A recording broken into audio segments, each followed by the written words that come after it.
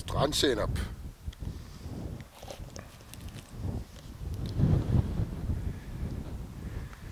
Står direkte i sandet.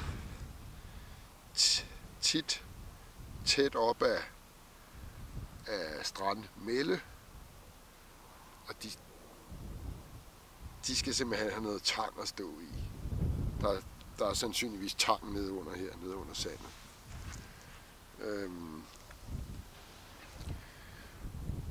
Planten ligner rucola. Smager lidt som rucola. Lad os prøve at smage på den.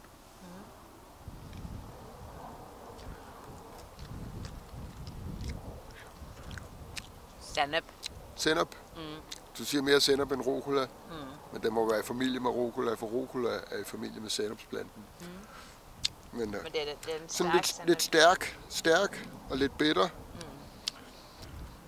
Og sådan lidt sukulentagtigt, lidt vandfyldte blade.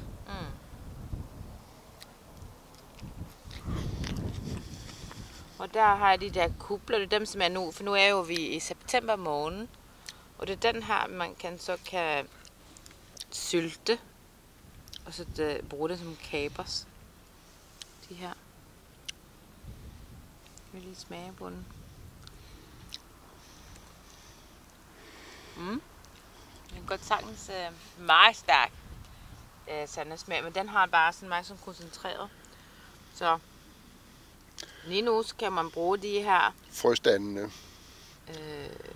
frøstandene kulp, eller hvad man vil kalde dem.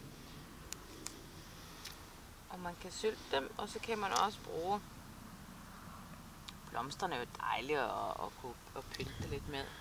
Ja, det skal jeg lige sige, så blomsterne kan jo genkendes på små violette kortblomster. Men de smager ikke så meget, blomsterne. De er mere sådan til lidt til pynt. Men på grund af, at den har sådan en stærk sandepsmag, så er det jo indlysende at kunne bruge den for eksempel i sandwicher eller salater. Altså, men man skal måske ikke bruge så meget af den.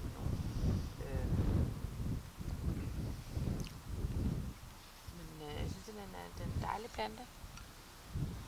Og flot, ikke mindst. Den står meget flot ofte i sanden. Ja. Alene og pynter meget. Og den er også meget nem. Den er lige til at gå til, fordi den kan ikke forveksles med så meget andet. Og at den, du mærker, som jeg synes, meget tydeligt sennepsmagen. Ja, den er svær at forveksles. Det er ikke sådan, at man finder en plante på stranden, der ligner den, og så spiser man den og falder død om. Sådan er det simpelthen ikke. Nej. Så den kan man altså godt gå i krig med. Strandsennep. På Dragør Strand. De står alle vegne.